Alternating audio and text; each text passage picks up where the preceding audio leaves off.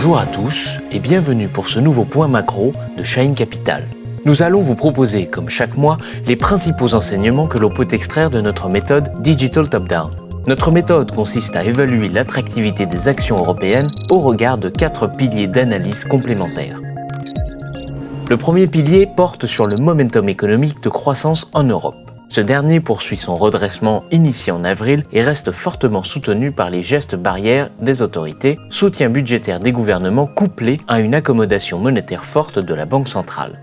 Le redémarrage progressif de l'économie et le déploiement progressif d'un vaccin devraient porter cet indicateur encore plus haut dans les prochains mois. Les marchés actions, comme on peut l'observer sur le graphique, évoluent en cohérence avec le momentum économique européen et pourraient tirer profit d'un recovery de l'activité. Le deuxième pilier porte sur la politique monétaire mise en œuvre. Cette dernière est très accommodante, mais la faiblesse de l'inflation et la force de l'euro sont des freins à la diffusion de l'économie de cette politique monétaire accommodante. La deuxième vague épidémique est par ailleurs une menace nouvelle et nécessite plus de soutien. C'est pourquoi la BCE a annoncé lors de sa réunion de décembre l'augmentation de l'enveloppe allouée à son plan d'urgence de rachat d'actifs de près de 40%, le portant à 1 850 milliards d'euros, soit 17% du PIB de la zone euro.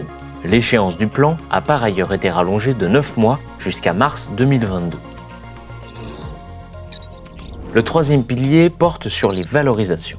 Dans un contexte où les taux sont très bas, voire négatifs, la notion de valorisation prend beaucoup d'importance. La prime de risque du marché action européen reste attractive car supérieure à la moyenne observée depuis 20 ans. Par ailleurs, la croissance des bénéfices des entreprises européennes en 2021 devrait être de l'ordre de 40% et le momentum de révision des bénéfices par le consensus des analystes s'est stabilisé depuis l'été dernier.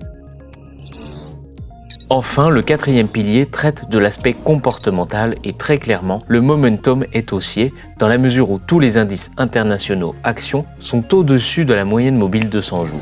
Enfin, la saisonnalité redevient favorable pour les actions jusqu'à fin mai. En conclusion, l'environnement est globalement favorable aux actions européennes. Le momentum économique se redresse vivement, la Banque centrale inonde le système financier de liquidités, la faiblesse des taux justifie une revalorisation profonde. Enfin, la dynamique des marchés est haussière et la saisonnalité en soutien. Voilà, vous savez désormais tout de l'actualité macroéconomique. On se retrouve dans un mois pour vous présenter le prochain point macroéconomique avec Shine Capital.